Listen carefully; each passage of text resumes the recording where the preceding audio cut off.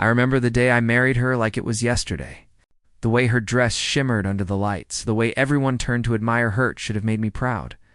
Instead, I felt the tiny seed of doubt I refused to name. "You look nervous," she whispered as we left the reception hall. Her voice was silk, smooth and deliberate. "I'm just happy, I guess," I said, forcing a smile. Her eyes glimmered not with love, but with calculation. "You'll have to try harder to keep up with me, darling," she said lightly, brushing my arm. "I can't have a husband who lags behind." I laughed nervously, but a chill ran down my spine. "I'll do my best. I promise." Weeks passed, and I gave everything I had to her. My savings, my time, my pride, I sacrificed it all. Every dinner, every compliment, every quiet evening at home, I tried to show her love. But the harder I tried, the further away she seemed. "You really shouldn't wear that tie with that suit," she said one evening, sipping her wine. "It looks cheap."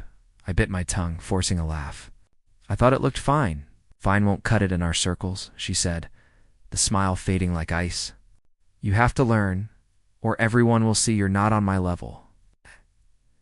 I remember sitting in our kitchen later, Alex pacing in front of me, his brow furrowed. "Don't let her get to you," he said, his voice low. "She's not the woman you think she is. Watch yourself." "Alex, you don't understand," I replied. "I love her. She's my wife. And that's exactly what makes this dangerous," he snapped. "You're giving her power over your life, and she'll take everything if you let her." I shook my head. "I can't believe that. She's different. She cares. She has to." Alex sighed, running a hand through his hair. "You think you know her, but you don't. Just be careful. Trust me on this." I wanted to argue to prove him wrong, but deep down, a nagging fear lingered. Then came that dinner. She insisted on taking me to that exclusive rooftop restaurant. Everything gleamed. Light, champagne, her smile. But the moment we were seated, the conversation turned. "Sharp, she said, swirling her glass. "Life is short. People who can't keep up, they get left behind." I blinked, unsure if she meant me. "What do you mean?" Her lips curved into that practiced smile, but her eyes were cold. "I just mean, some marriages don't last forever. Not everyone is built for this life." I froze. Are you saying what I think you're saying?" "Think whatever you want, darling," she replied lightly. "I just want us both to be realistic." The words cut deeper than any insult I'd ever heard. My heart pounded, my stomach twisted, and all I could do was stare. Later, walking back to the car, I said nothing. Alex had been right. I'd been blind. "You okay?" he asked quietly. I shook my head. "No, she said something tonight, I think. She's planning to leave me." Alex's jaw tightened. "I warned you. Don't ignore it. You need to protect yourself, now." "I can't," I whispered. "I love her."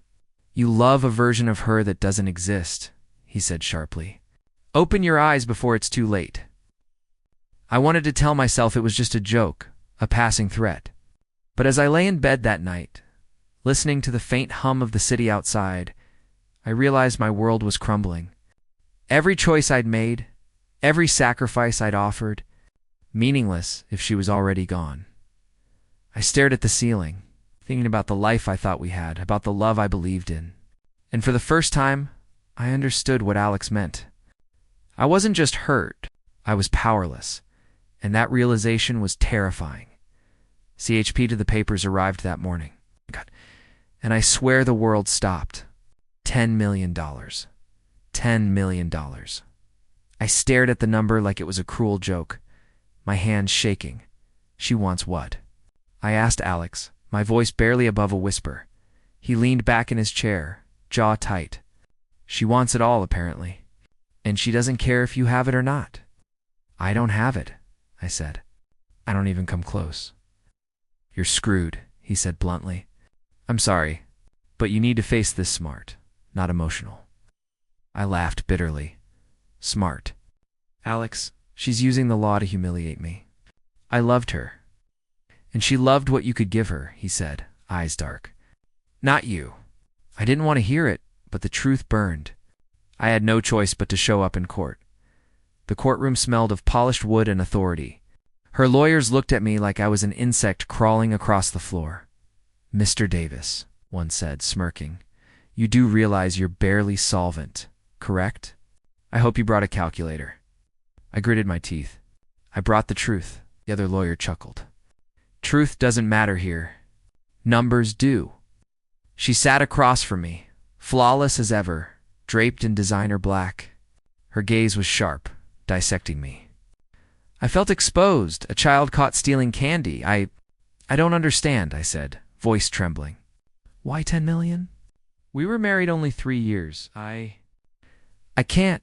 You agreed to the terms," she interrupted softly, her tone deceptively sweet. "You should have known what marriage entailed. Now, consequences follow." I stood up, anger and despair colliding. Consequences? This isn't consequences. This is cruelty. Her smile cut me off. "Call it what you want. I call it reality." My throat tightened. I swallowed hard. Was anything real? "Did you ever I did what I had to do?" she said, calm, precise. Nothing more. I sank back into my chair, the world tilting. Everything I thought we shared, everything I believed in. "Nothing," Alex whispered in my ear. "Stay calm. Don't give them ammunition. Remember why you're here." I nodded, trying to hold it together. "I loved her," I muttered under my breath. "And look where it got you," he said quietly. The hearing dragged on. Every argument, every demand, felt like a hammer pounding on my chest. Her lawyers mocked my modest finances openly, smiling when I flinched. "Your assets barely cover your rent, Mr. Davis," one said. "How do you intend to pay 10 million? "I don't," I admitted, voice breaking. "I can't." A quiet laugh escaped her, almost inaudible but sharp enough to slice through me. "Then you'll learn what failure feels like," she said softly, almost tenderly. I couldn't breathe. The love, the trust, the sacrifices, they meant nothing. She had used me, paraded me, and discarded me like trash. When the judge finally called a recess, I stepped outside, head spinning. Alex grabbed my arm. "You okay?" he asked. "I don't know," I said, eyes stinging. "Everything's gone. She doesn't care. She never did." "Then it's time to start over," he said firmly. "You survive first, then think about anything else. Revenge comes later, if at all. Right now, you need to breathe." I nodded numbly, staring at the courthouse steps. People passed, some giving sympathetic glances, others whispering. I felt humiliated, stripped bare in front of the world. "She's ruthless," I said finally, my voice low. "I thought I knew her. I was a fool," Alex sighed. "You weren't a fool for loving her. You were a fool for trusting someone so hollow. That's different. You'll learn from it." I swallowed the lump in my throat. "I have to start over," I whispered, mostly to myself. "I have. Nothing." "And that's exactly why you'll rise again," Alex said. "You're not broken yet. You're alive. Use it. Build it. Learn from this." I looked back at the courtroom through the glass doors. She sat there, calm, collected, as if nothing had happened. My anger surged, but beneath it, a cold, quiet determination grew. She may have taken my money, my pride, my love, but she had not taken me entirely. Not yet.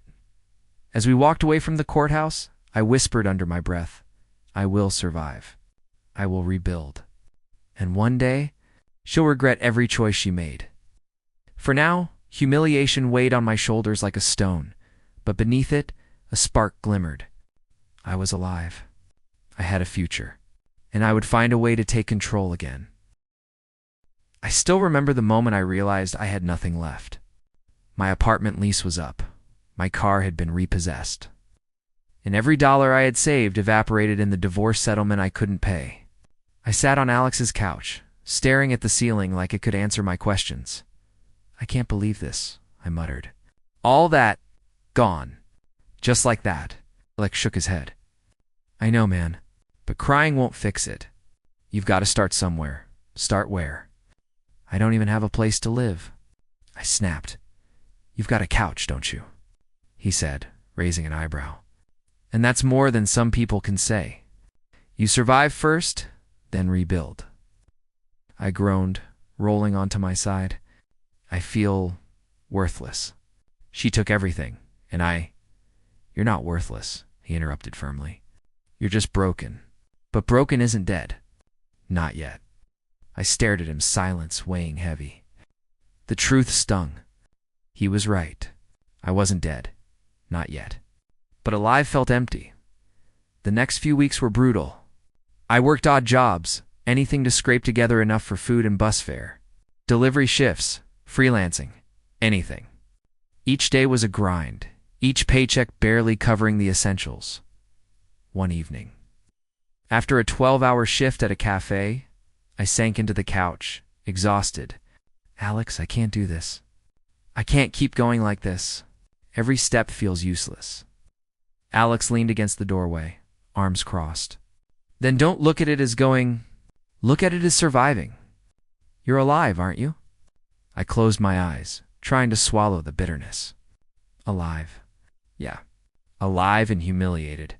And every time I think about her, it's worse.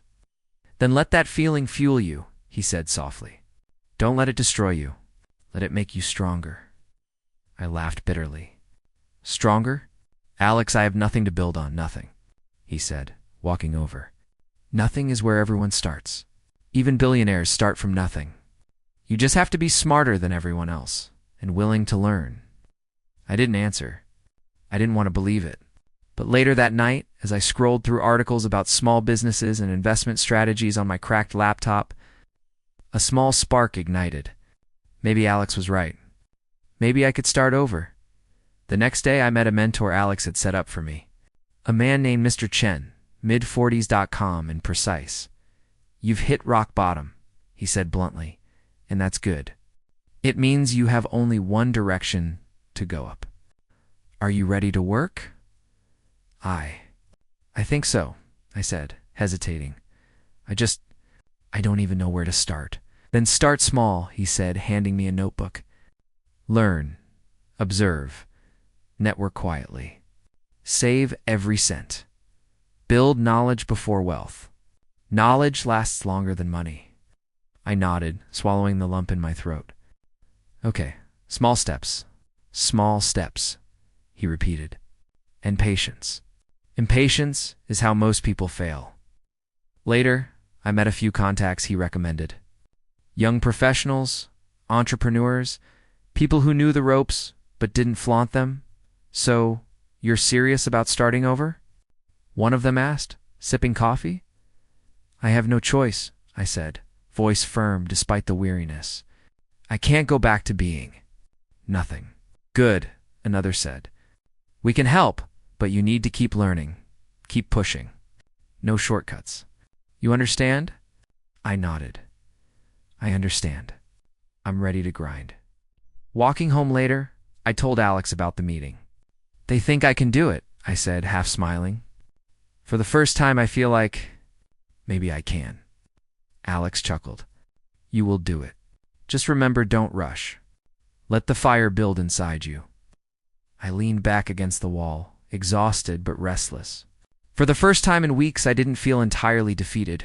Each small lesson, each tiny victory, understanding a new business concept, making a helpful connection, ignited something I hadn't felt in a long time. I'm not going to stay broken. I whispered to myself that night. I won't let her ruin me. I'll start over, quietly, and I'll be ready. Ready for everything she never saw coming. I closed my eyes on Alex's couch, tired, hungry, humiliated, but alive. And that spark, faint as it was, felt like the beginning of something bigger, CHP. For I woke up that morning feeling the ache in my muscles and my pride, both bruised. Alex had dropped me off at a small co-working space where Mr. Chen said real learning began. Ready to grind? He asked, arms crossed, eyes sharp. I think so, I said, rubbing my eyes. I don't know if I'm cut out for this. Cut out for this? He scoffed. The world doesn't care if you're cut out. It cares if you survive. And survive, you will if you work smarter than everyone else. I swallowed hard, nodding. Okay, smarter. I'll try. Try isn't enough, he said. You have to do it. Fail. Yes, but don't quit. And you will failed. Don't be afraid of that. The first lesson was brutal. I pored over spreadsheets, learning numbers, understanding investments, even basic accounting. I tried to start small businesses on the side, delivery services, online shops, but mistakes were constant. Your margin is too thin, Mr. Chen said, leaning over my laptop. You need to think 3 steps ahead, not 1. I didn't realize, I muttered, frustration tightening my chest. I thought I was careful. Careful doesn't pay bills. Strategy does, he said sharply. Adjust or fail. Your choice. I nodded, jaw tight. Adjust. I'll adjust. Outside the co-working space, I checked my phone. A notification popped up from her social media. A new post, smiling, glamorous at a gala. She was thriving. The caption hinted at another luxury acquisition. I felt a mix of bitterness and satisfaction. So, you're thinking about her again? Alex asked, sitting beside me during a short break. Yeah, I admitted. She's living the life I used to dream about. Without me, Alex shrugged. And you're not yet. Focus on your grind. Don't let her success distract you. I leaned back, watching the sunlight hit the streets. I know, but part of me wants her to feel something. A little emptiness. She deserved that much. Oh. Don't dwell on that, Alex said. Use it, channel it. Fuel your rise. I bit my lip. He was right. My anger, my humiliation, if I directed it properly, it could become power. The next few months blurred. I attended meetings with small investors, pitching ideas cautiously, learning how to negotiate without revealing desperation. Your projections seem optimistic. One investor said, eyes narrow. Why should I trust you? Because I learn faster than I fail, I said, tone firm despite the fear knotting my stomach. I know my numbers, and I'll adapt. If I fail, I'll get up. And if you invest, you get the results of someone who doesn't quit. He raised an eyebrow. Bold, but intriguing. I like that. That was the first small win. The taste of recognition felt foreign and addictive. Another investor challenged me on marketing strategy. You don't have the network for this kind of growth. You'll crumble. I'm building it, I shot back. Every connection, every meeting counts. You'll see. They smiled, impressed by my confidence. And for the first time, I realized that humility could be combined with strength. Quietly, I was learning to be untouchable. Meanwhile, news of her life kept trickling in. She was still at the top, but subtle hints appeared, friends commenting on her exhaustion. The carefully curated smiles and photos. Something was off beneath the surface. I felt a quiet satisfaction, a reminder that life isn't perfect for anyone. Not even her. Stop thinking about her, I muttered to myself. Turning my focus back to my spreadsheet, you're obsessed, Alex teased later, tossing me a coffee. Focus, or you'll burn out. I'm not obsessed, I replied. I'm motivated. And one day, she won't even recognize me. That's the goal. You've changed, Alex said, watching me tally numbers. You're not the same guy who sat on my couch, defeated. I hope not, I said, biting my lip. I can't afford to be that guy ever again. Mr. Chen pulled me aside one afternoon. You're stubborn, he said, and that's good. But stubbornness alone won't win. You need foresight, strategy, patience. Mix them together, and you'll be untouchable. Fail and fail again until you learn. That's how power works. I understand, I said, swallowing hard. I'll do it. You'll do more than that, he said. You'll rise. But only if you keep your head clear. Let ego take a back seat. I nodded, eyes burning with determination. Clear head, patience, strategy. Got it. Every evening after long days, I worked quietly from Alex's apartment, taking online courses, reading financial reports, analyzing business trends. The world outside saw nothing, just a broke man grinding, but inside, I felt a shift. Each small success, each understanding of risk and reward, ignited a spark I hadn't felt in years. "I will come back," I whispered one night, staring at the dim ceiling. Not as the man she discarded, not as the one who lost everything, but as someone untouchable, and she'll know it. I smiled faintly, tired but alive. The path was long, grueling, and uncertain, but for the first time since the divorce, I felt a sense of purpose. I wasn't broken. I was rebuilding. Slowly, quietly, deliberately. The first thing I noticed when I walked into the gala was the low hum of whispers. People glanced at me differently, now calculated, admiring, cautious. I adjusted my cufflinks, feeling the weight of confidence I hadn't had in years. "Mr. Davis," said one of my new partners, a sharp-eyed woman named Clara, "I'm glad you made it tonight. Investors are eager to meet you." "I'm always glad to be where progress is happening," I replied smoothly, my voice calm but commanding. "Let's make it worth their time." She raised an eyebrow, impressed. "You've changed. I like this version of you." I smiled faintly, glancing around. Everyone moved in slow admiration, trying to gauge me. I felt the thrill of power in the subtle tilts of their heads, the barely audible murmurs. "Look alive, Davis," my other partner, Miguel, whispered. "She's here. Your ex-chi didn't expect to see you like this." I stiffened just a fraction, letting my mask slip for a heartbeat. "Good," I murmured. "Let her see exactly what she lost." The night wore on with champagne, polite laughter, and strategic introductions. I moved confidently through the crowd, exchanging firm handshakes, nods, and concise, pointed conversation. Each interaction left a ripple admiration, envy, curiosity.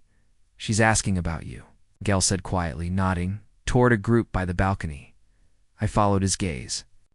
There she was, my ex-wife, flawless, still commanding attention, but with a subtle tension in her posture I hadn't seen before. Her friends leaned closer, whispering, glances flicking toward me. One of her colleagues, someone who had once laughed at me in boardrooms, nudged her. "Do you know him?" she asked, voice tinged with curiosity. "She's wondering why you're glowing," Miguel said with a grin. "Or maybe worried." I smiled inwardly.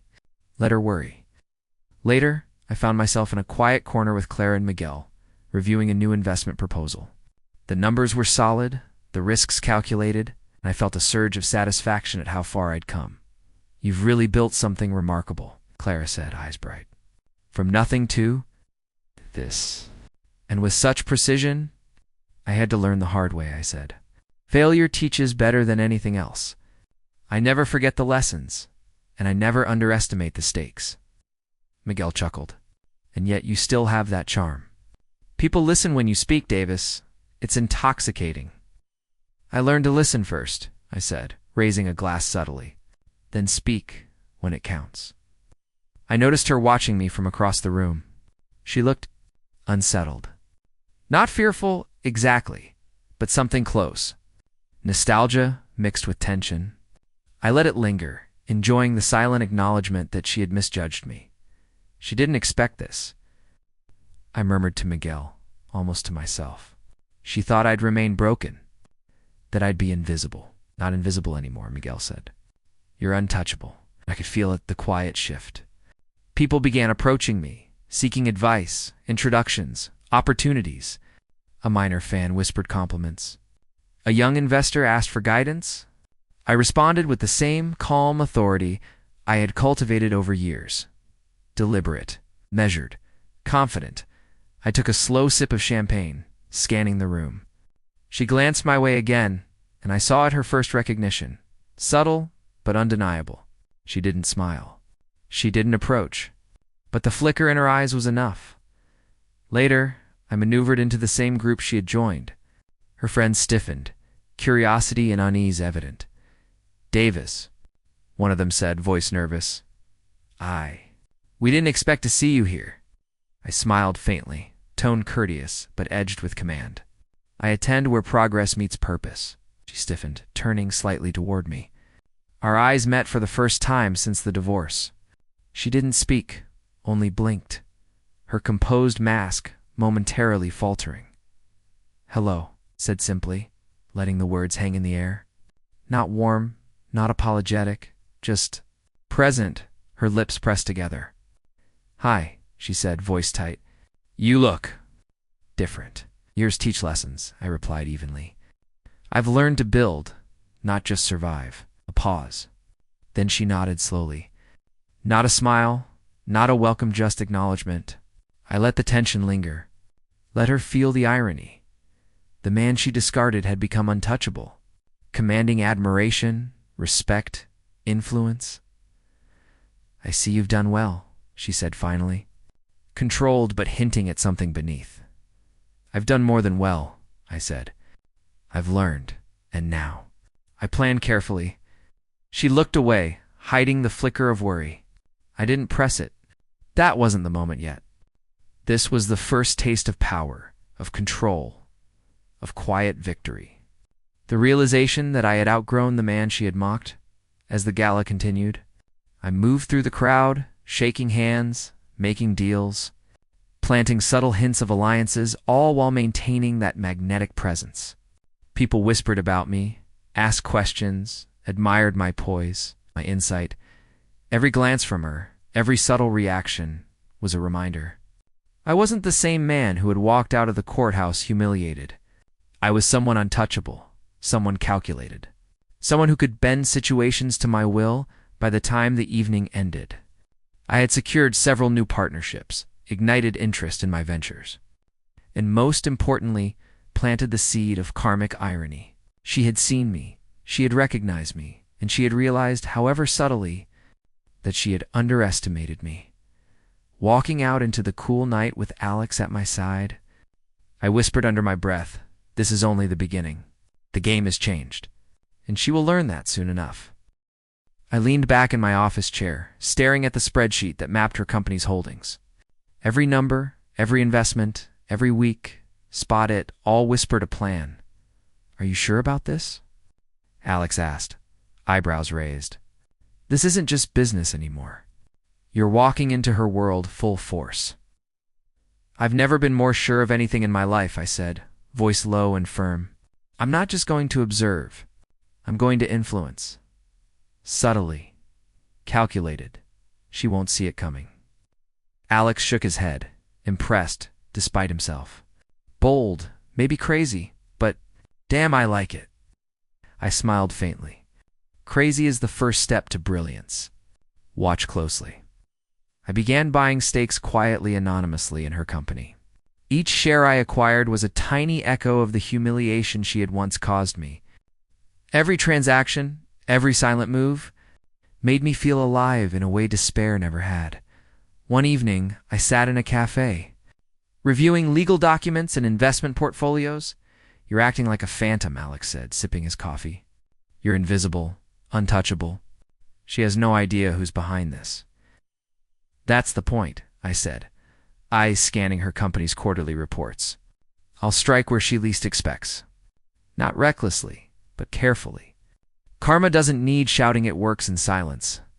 The first event I attended in disguise was a charity dinner where she was the star. Her friends buzzed around, whispering glamorous, confident, untouchable, at least in her mind. "She's radiant," Alex muttered. "Doesn't she realize her world is about to change?" I smiled faintly. "Radiant. Yes. Fragile. Absolutely. Watch and learn." I mingled, shaking hands, trading business cards, building rapport with people she would never suspect. I planted subtle suggestions, nudged alliances, and whispered insights that slowly started creating ripples. "Davis," a young investor said, leaning closer, voice low, "your advice on market expansion. Brilliant. You've opened doors I didn't even know existed." "Glad to help," I replied smoothly. "Opportunity is often hidden in plain sight. You just need the right perspective." I glanced across the room. She was talking with a group of investors, laughing, charming, but a hint of tension shadowed her eyes. Something had shifted. "She's noticing," Alex whispered. "See that flicker? Something's off." "Good," I said quietly. "Let her notice. Let her wonder. I'm not revealing myself yet." Weeks passed. Subtle challenges began appearing in her company minor competitors. Strategic advice, whispers of insider insights, but always anonymous. She started asking questions, her friends tilting heads, murmuring, "Do you know who's behind this?" One confidant asked, worry creeping into her tone. I don't," she admitted, voice tight. "But someone is changing the game," and I was smiling quietly from the shadows. My influence was spreading without exposure. She couldn't touch me. Not yet. One late night, I worked through a pile of merger documents, planning my next move. "Are you thinking about her?" Alex asked, leaning against the doorframe. "Of course," I said, without hesitation. "Every move I make is a step closer to balance. Justice, karma, and maybe satisfaction." Alex raised an eyebrow. "Still feels personal, huh?" "It's personal and precise," I said. "I feel the old anger, yes? But it's filtered through intelligence now, not desperation. I won't be reckless. I'll be untouchable." The moment came sooner than I expected.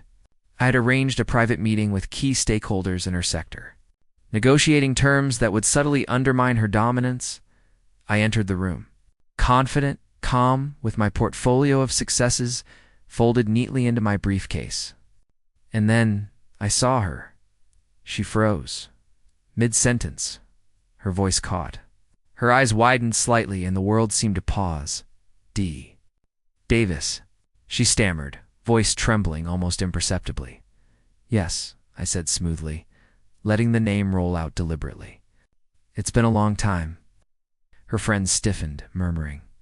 Whispers filled the room, some admiration, some confusion, some fear. She opened her mouth, trying to respond, but the words faltered.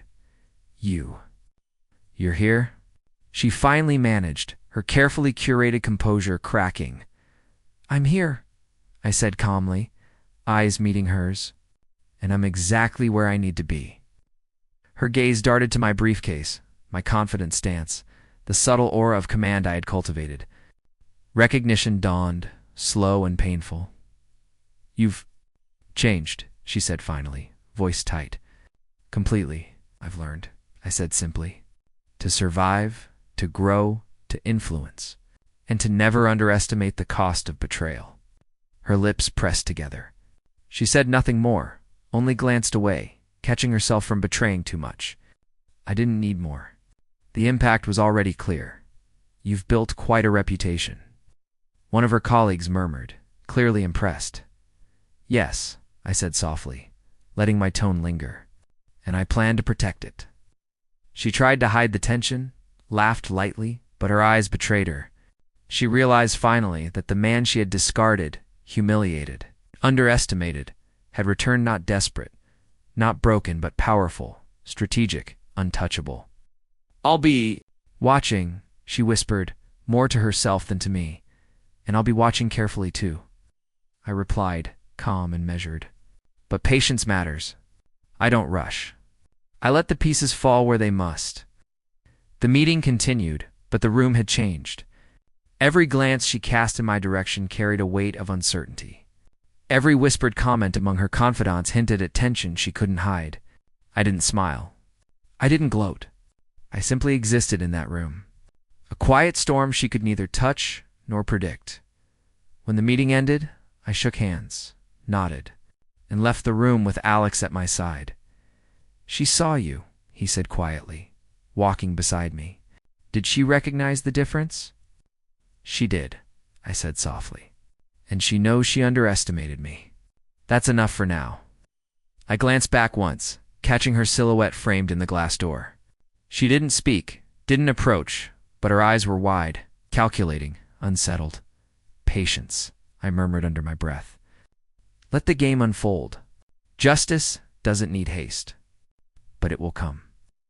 And with that, I walked away from her world once, more quietly, confidently, untouchably and ready for the next move in the plan that had taken years to perfect. I stepped into the room, and for a moment, time slowed. The murmurs, the polished walls, the subtle lighting all faded as my eyes locked on her. She was still stunning, still the woman who had shattered me. But now there was hesitation in her posture, a crack in her perfect facade.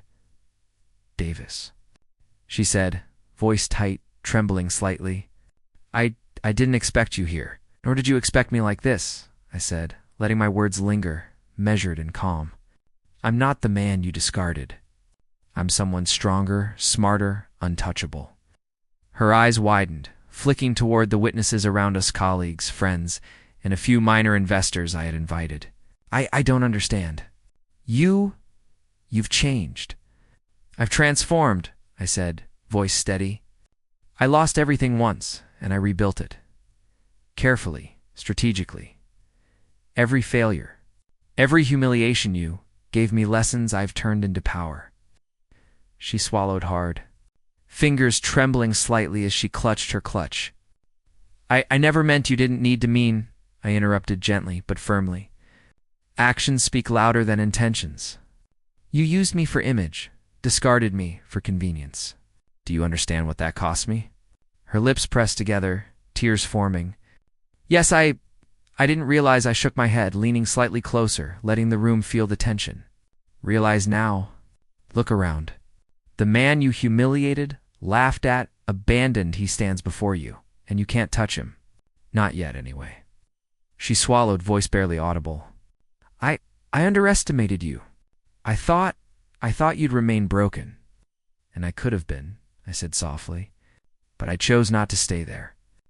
Every moment I spent angry, every sleepless night, it was fuel to build, to grow, to rise above. And now you see the result." Her hands shook, gripping her clutch like a lifeline. I can't believe it. How did you—" "Strategy," I said simply. "Patience, silence, observation, and precise action. You never saw me coming because I didn't need to announce myself. Karma doesn't need to shout. It waits. It arrives quietly, perfectly timed." She looked down, almost ashamed, almost fearful. I didn't realize the pain I caused you." I leaned back, voice calm, almost tender. "And yet here we are. I don't need to destroy you. That's not the lesson. I've learned control. You have a choice. Humiliation, public or private, or redemption. Redemption means you acknowledge the past, accept responsibility, and maybe, just maybe, grow from it." She blinked rapidly, swallowing hard. "Redemption. Yes," I said firmly. "You can choose to face what you've done, learn from it, or you can remain the same person who hurt others for vanity. The choice is yours." Her lips quivered, voice breaking. I don't know if I deserve you've changed everything. I thought wealth, power, it was enough, but it isn't," I said quietly, letting the words sink in. "You thought life was about appearances, about control, about ego. True power isn't shown in luxury. It's built quietly, patiently, deliberately." She turned her gaze to the floor, shame and longing warring in her eyes. I see that now. I see what I lost, what I could have had with you. And I feel empty." "Good," I said softly. "Feel it, not for cruelty, but for truth. Let this be your lesson. Pain and loss teach far more than pride ever will." She shook slightly, voice desperate. "Davis, I don't want—" I held up a hand, stopping her. "Not yet. Listen carefully. You can't rewind time. You can't erase what you did. But you can decide how to live from this point forward. Do you accept that? Truly?" Tears rolled down her cheeks. I'm sorry. I regret it all." I studied her, weighing the sincerity in her eyes. Part of me wanted to unleash all the humiliation she deserved, to echo the pain she had caused me. But the other part, the part I had built through years of struggle, reminded me that true victory isn't destruction. It's control, mastery. Karma served best when precise. You've said the words. I said finally, voice calm but commanding. Actions matter more. Show me. Act with honesty, humility, and maybe you'll find redemption. She nodded, trembling, still overwhelmed. I will. I swear I'll make it right, somehow. I allowed a faint, controlled smile. Good, that's the first step. The rest comes with time and awareness. Don't squander it, the witness murmured, impressed. I didn't expect him to confront her like this. So composed, so confident. Yes, I said softly, almost to myself. Confidence born of endurance? Strength forged in the fires of betrayal. That is what power truly is. Her friends hovered nearby, awkwardly silent, sensing the magnitude of the moment. Colleagues who had once whispered behind my back now studied me in awe. I wasn't just a man, returned I, was a force of consequence. An untouchable presence in a room that had once dismissed me. She finally looked up, voice barely audible. I never imagined you would become this. I didn't imagine it either, I admitted, voice low. I just refused to remain what you left behind. Every step, every risk, every sacrifice. Led here, and now you see the truth. Not vengeance, not cruelty. Just life's balance. Her body shook, tears streaming freely now. I see it. I failed. I let her words hang heavy with meaning. No need to rush closure. The room felt suspended, each observer aware that the woman who had once ruled my world was now vulnerable before me. The man she had discarded, the man she thought broken, was untouchable. Remember this feeling, I said softly, tone firm, controlled, yet almost merciful. Humiliation, regret, or redemption. It's your choice. Life gives lessons, not excuses. She sank into the nearest chair, utterly shattered, sobbing quietly. Aware that she faced someone she could no longer manipulate, charm, or dismiss. The power balance had shifted irrevocably. I turned away, voice calm as I addressed the witnesses, colleagues, and remaining friends. Let this be a lesson. True strength isn't in wealth or ego, it's in perseverance. Intelligence and the ability to rise when life tries to break you. The room was silent. Respect, awe, and tension mingled in the air. And behind me, I heard her quiet, almost broken whisper, I see it now. You're untouchable. And in that moment, I allowed myself a small, controlled smile. I didn't gloat. I didn't need to. Karma, justice, and quiet triumph had spoken. She had learned painfully that the man she discarded was no longer vulnerable, but he was alive, powerful and untouchable. I stepped into the rooftop garden, the city lights glowing beneath us. She was there already, framed by the soft glow of lanterns, hands clasped nervously. Her presence still stirred something inside me. But the old ache was tempered by years of growth, strategy, and hard-earned wisdom. Davis, she began, voice small, fragile. I had to see you again. I need to. I held up a hand, stopping her before she could stumble into empty apologies. Not yet. Let me speak first. My tone was calm, measured, and deliberate. I don't need apologies. I don't need explanations. I need closure. And I need to make sure you understand what's real. Her eyes shimmered with unshed tears. I've hurt you. I know that. You've already hurt me, I said softly, letting the words hang. But hurting me again with more words won't change the past. I'm not here for revenge. I'm here for truth. I'm here for myself. I regret it. I see now how wrong I was. I've tried to fix things, but you can't fix the past, I said. You can only learn from it. And I've learned something too. I've learned that power, wealth, even revenge, mean nothing without control over yourself. And I have that now. Her lips trembled. I want to make amends. I don't want to lose everything because of my mistakes. I can change. Can, I said, voice firm but gentle. But not for me. Not because I demand it. Change must come from you. And even then, I don't need to witness it. My peace doesn't depend on your actions. She looked down, shame and longing flickering across her face. I can't undo what I did. I know, I replied softly. But look at what you've already learned. That realization, that shame that fears your karmic teacher. You don't need me to administer punishment. Life is doing that for you. She lifted her head, eyes meeting mine. So, you forgive me? I paused, weighing my words. Forgiveness isn't about letting someone off the hook. It's about freeing yourself. I don't need to forgive you, I said finally. I need to be free from the past. I am. That is enough. Her shoulders sagged, relief and despair mingling. I wish I had known you sooner. I shook my head slightly, a small, calm smile forming. The past is unchangeable, but the present is ours to shape. Mine has been shaped by resilience, learning, and patience. Yours, that's your responsibility now. Her voice faltered. I see it. I see you've become unshakable. A force, unstoppable. I underestimated you completely. That was your choice, I said. I didn't need to teach you with cruelty.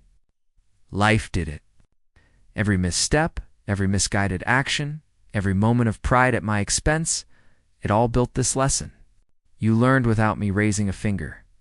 That's karmic justice. Her hands twitched, gripping her bag. So this is it? You don't want anything else? No, I said simply, voice steady. I don't want revenge. I don't want humiliation. I don't need you to grovel, beg, or prove yourself. My victory isn't measured by your suffering. It's measured by my peace, my dignity, and my growth. That is enough. She looked shocked, a fragile tremor in her lips. And you're okay? Truly I am, I said. Stronger than I ever imagined. I've built myself from nothing, learned from every mistake, and grown into someone untouchable.